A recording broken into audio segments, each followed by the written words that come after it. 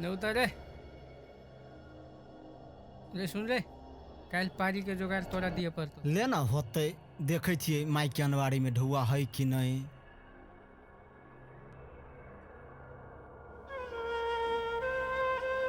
आई रे